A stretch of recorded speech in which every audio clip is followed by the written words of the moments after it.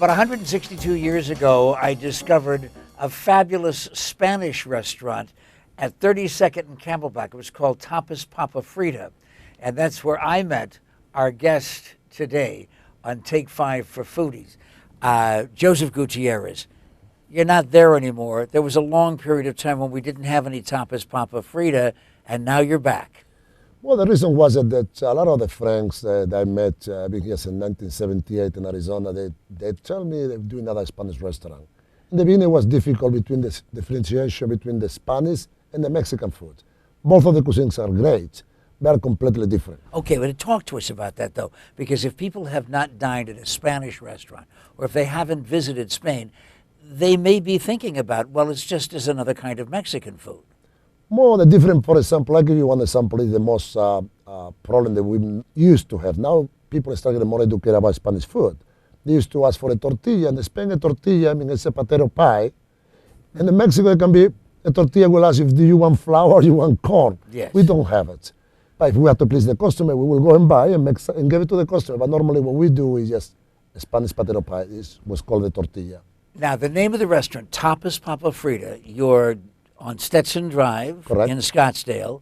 All of those terrific restaurants around you, right by the bridge and the canal. But the first word always intrigues everybody.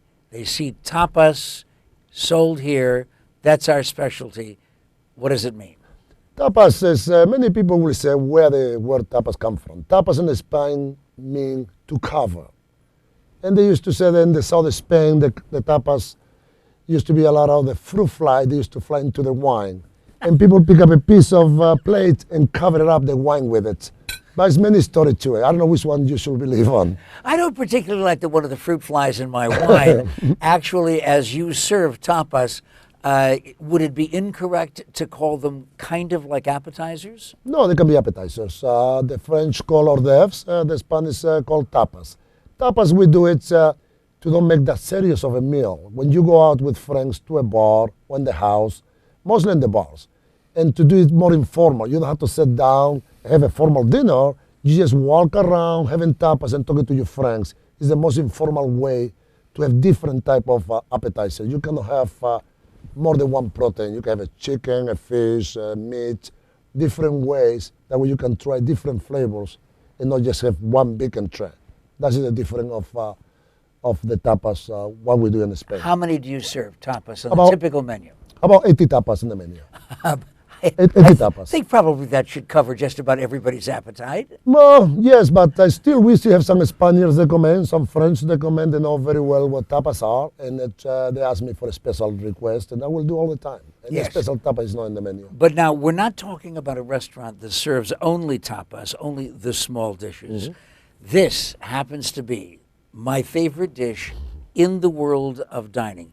Please tell us about paella. Well, paella has come from the word pala. Pala means the pan where it's cooked on. That was where the word come from. And from the Moorish word pala means paella.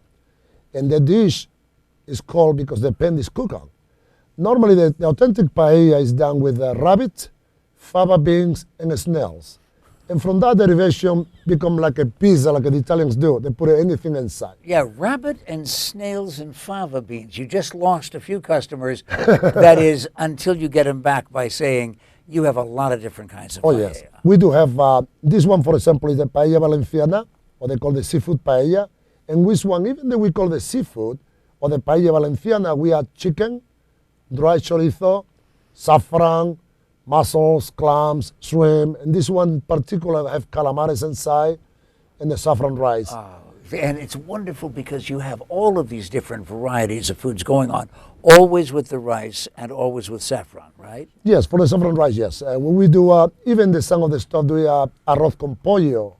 There can be a paella, but actually it's not. The paella is when you cook in the pan and let it set, and you never remove the rice into the heated table to the customer. So when you go to Tapas Frita, see, you can order tapas now, and the variety that you've just heard about, 80 different kinds. You can order paella, so many other dishes.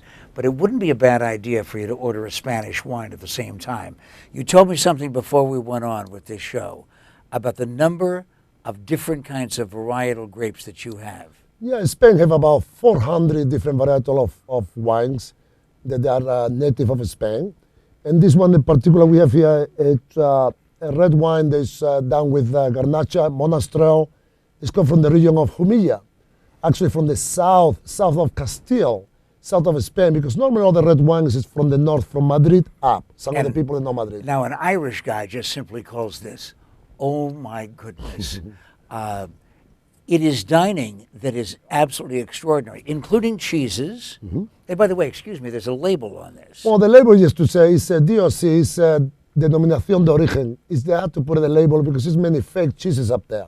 This one is straight from La Mancha, where Don Quixote was from, and is made with sheep milk, and is one of the most popular cheeses in the world. In Spain, is the number one cheese in Spain. And on the subject of Don Quixote, I am dreaming the impossible dream right now, as I am pointing at some of the most expensive meats that you could possibly get. Yeah, this one is called jamón ibérico, or some people call in slang they call it pata negra. Pata negra and jamón ibérico is the same thing.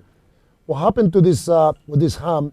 All that pigs are running wild, and there is no cage at all, and they're fed with acorn. And the acorn make a beautiful marbling into the meat. If you've got a pig full of acorns, you absolutely have yourself a dish that may be only available to you at Tapas Papa Frita in Scottsdale. Quickly, invite everybody to go to your place. What's the address? The address is 7114 East Stetson Drive, and we open 7 days a week from 3 to 11 o'clock in the night, and we do have happy hour from 3 to 6, and we do it to give back to the communities. We do $2 happy hours. We have wine, sangria, and few tapas at $2. We have to give it back to the community. It's been supporting us for so many years. Besides the fact that they cook well, they also sell well, too. Tapas Papa Frita, Joseph Gutierrez. I'm Pat McMahon. This is Take 5 for Foodies. Gracias.